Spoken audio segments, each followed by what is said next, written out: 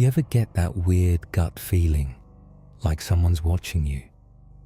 It was a cold Thursday night, and I had just wrapped up a late shift at the diner. I wasn't supposed to be working that night, but someone called in sick, and bills don't pay themselves. I was tired. All I wanted was to get home, kick off my shoes, and crash.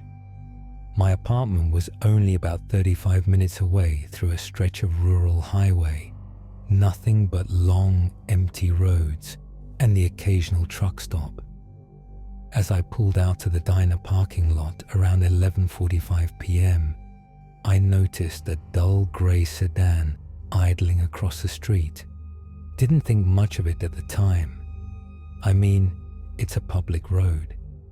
I turned right, the way I always go, and within seconds, the sedan pulled out too, taking the same turn. Coincidence, right? But 10 minutes later, I glanced in my rearview mirror. The same car. Same dull grey body. One headlight slightly dimmer than the other, still behind me. Close, but not tailgating. Just there. I slowed down a little. So did he. I sped up. So did he. I took a random exit I never use. So did he. Now I'm feeling it in my chest. My hands were getting sweaty on the steering wheel. I turned down my music to focus.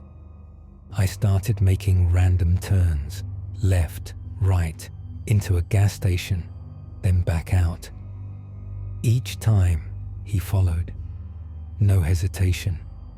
That's when I knew it wasn't just a coincidence. This guy was following me, for real. I didn't want to go home. If he was planning something, I wasn't about to lead him to where I live. I figured maybe I could lose him on the highway. I floored it. For a few blissful minutes, I thought I had shaken him. But just when I started to breathe easier, those dim headlights reappeared in my rear view. Same distance, same silence. My phone was at 3% battery, of course. I called 911 anyway, hoping it would last long enough to get help. 911, what's your emergency? I gave them my name, a rough description of my location, and the car following me.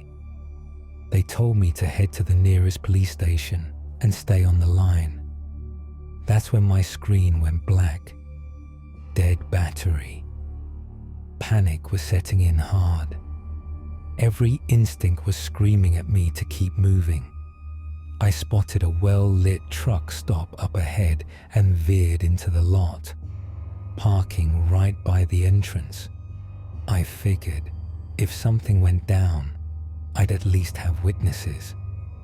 The grey sedan pulled in too, a few spots away, and just sat there. He didn't get out. He didn't move.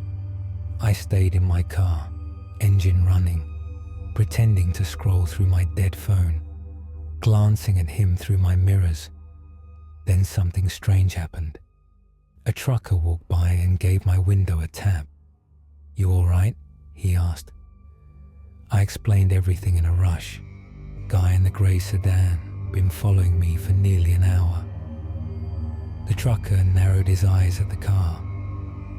"That guy's been circling rest stops all week," he muttered.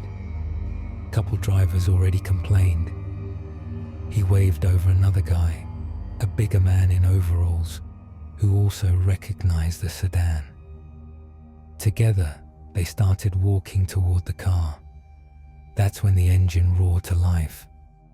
The sedan peeled out of the lot like a bat out of hell, tires screeching. The police showed up 15 minutes later. They took my statement and checked security footage. The plates were covered with mud, making them unreadable. They said he might have been scouting victims, people alone, tired, vulnerable. I asked what would have happened if I'd gone straight home instead. The cop didn't say anything. He just looked at me for a second and said, "You did the right thing."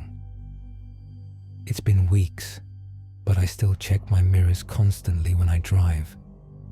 Every car behind me feels like him. I haven't worked another late shift since. And now, every time I hit the road after dark, I ask myself the same question. What if he's still out there, looking for someone who doesn't pull into a truck stop?